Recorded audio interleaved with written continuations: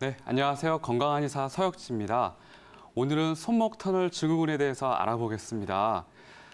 지금 손이 저리신가요? 우린 주변에서 손저림으로 고생하시는 많은 환자분들을 쉽게 만날 수가 있습니다. 실제로 손저림으로 고생하시는 많은 환자분들께서는 목 디스크를 염려하고 병원을 찾으시는 경우가 굉장히 많습니다.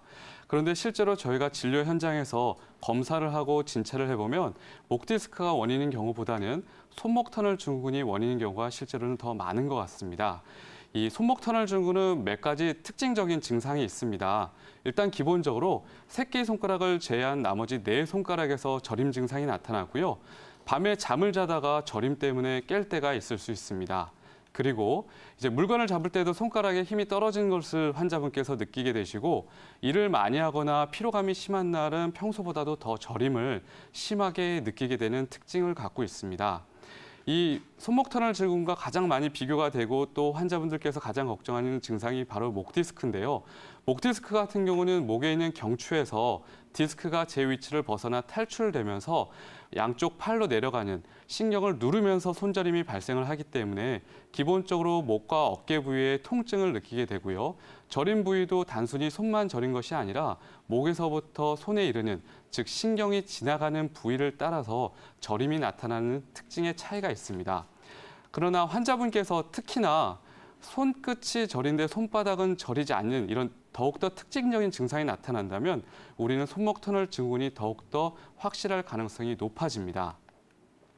이 손목 터널 증후군은요, 우리 손목의 이제 인대 부위가 이제 터널을 이루면서 손목 터널 밑으로 지나가는 이 정중신경이라고 하는 부위를 누리면서 손저림이 발생을 하게 되는데 이 정중신경이라는 부위가 실제로는 손바닥의 감각과 손가락의 움직임에 있어서 굉장히 중요한 역할을 합니다.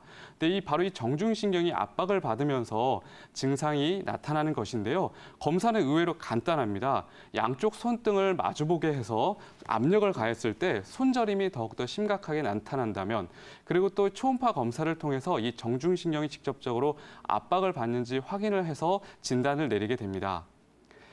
이 손목 터널 증후군은 기본적으로 손을 많이 쓰는 일을 하시는 분들에게만 발생을 합니다. 예를 들어서 요리나 가사일을 많이 하시는 주부분들, 그리고 드릴과 같은 연장을 사용하시는 남성분들, 최근 들어서 가장 급격하게 늘어나고 있는 환자분들은 바로 컴퓨터, 키보드나 마우스 사용을 많이 하시는 직장인 분들입니다.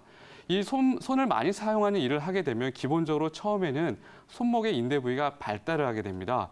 튼튼해지는데요. 이 튼튼함이 지나치게 되면서 손목의 인대는 점점 두꺼워지게 되거든요. 좁은 공간에서 인대가 점점 두꺼워지니 그 주변에서는 염증성 부종이 발생하게 되고요. 결국 결과적으로 이 염증성 부종이 정중신경이라고 하는 손의 중요한 신경을 누르기 때문에 손저림이 발생하는 것입니다. 그동안은 손목 터널 증후군을 진단을 받으면 수술을 하는 게 너무나 당연하게 여겨졌습니다.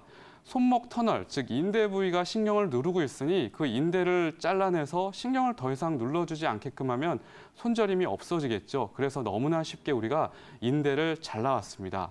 근데 이 인대가 우리 몸에서 만약에 필요 없는 인대라면 잘라도 상관이 없지만 중요한 역할을 하는 인대였기 때문에 이 인대를 잘라냈을 때는 여러 가지 후유증이 발생할 수밖에 없습니다. 가장 첫 번째로는요, 손바닥의 감각이 일단 떨어질 수가 있고요. 손의 악력이 떨어지게 됩니다. 그리고 세심한 동작을 할 수가 없게 되고 엄지손가락 주변이 특히나 얇아지는 위축되는 모습이 나타나기 때문에 단추를 꿰는 듯한 일상적인 활동도 하기 어려워지고 기본적으로 기존에 하던 일상적인 본인이 하던 직업적인 일도 할 수 없게 되는 상황이 발생하게 됩니다.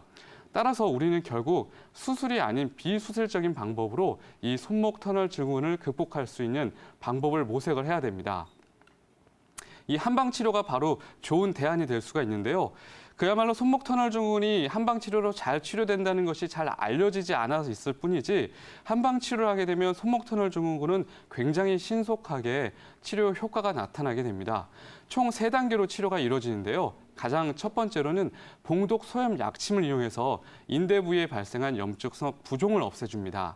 2단계로 이 체외 충격파를 통해서 염증으로 생긴 부산물들, 즉 찌꺼기들을 제거해주는 치료를 하고요. 마지막 3단계에서는 관절 안약을 복용함으로써 손목을 구성하는 결합 조직들을 튼튼하게 해서 재발을 방지할 수 있도록 노력을 해야 됩니다. 최근에 한의학연구소와 하버드 의대가 공동으로 연구해서 손목 터널 증후군이 한방 치료에 굉장히 훌륭한 대안이 될 수 있다는 것을 미국 SCI 논문을 통해서 발표를 하였습니다. 이제는 이 손목 터널 증후군의 한방 치료 효과가 과학적으로도 입증이 된 것인데요. 더 이상은 수술에 의존을 하지 않고 한방 치료로 손목 터널 증후를 건강하게 이겨내시기 바랍니다. 수술이 항상 정답일 수는 없습니다. 건강한 의사 서혁진입니다.